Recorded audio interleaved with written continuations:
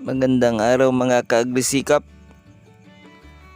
Long time hindi ako nakapag-upload.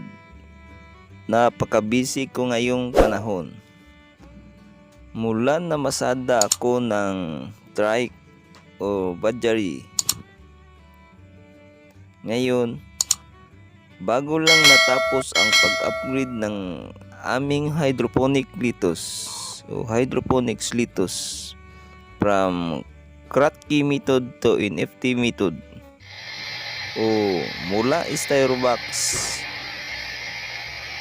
o tuna box ang tinaniman, pinalitan ko ng PVC pipe number 2 ang aking tinaniman ng lettuce. Ngayon, mas maganda kasi ang NFT kaysa Kratky kasi pantay ang distribution ng nutrient kasi dumadaloy ang tubig sa PVC.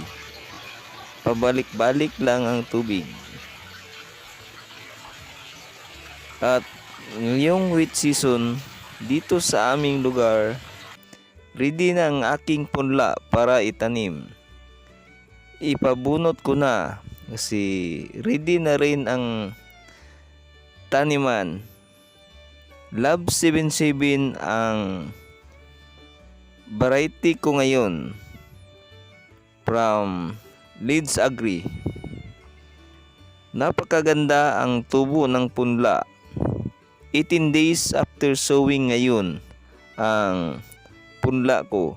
Kaya ipabunot ko na para matanim na bukas.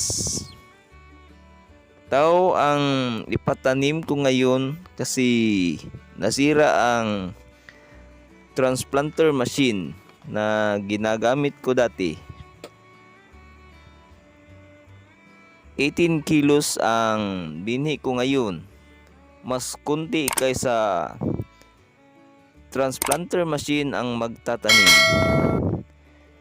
Sana maganda naman ulit ang ani natin ngayong wheat season.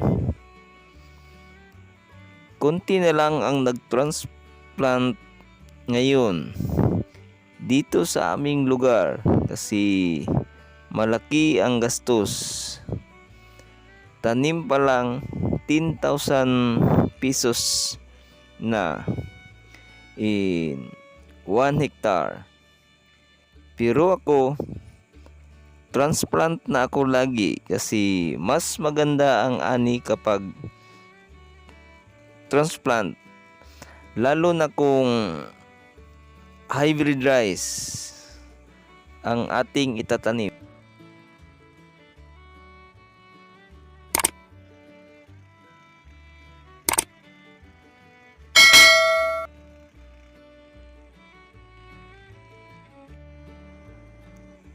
Hanggang dito na lang muna mga kaagrisikap.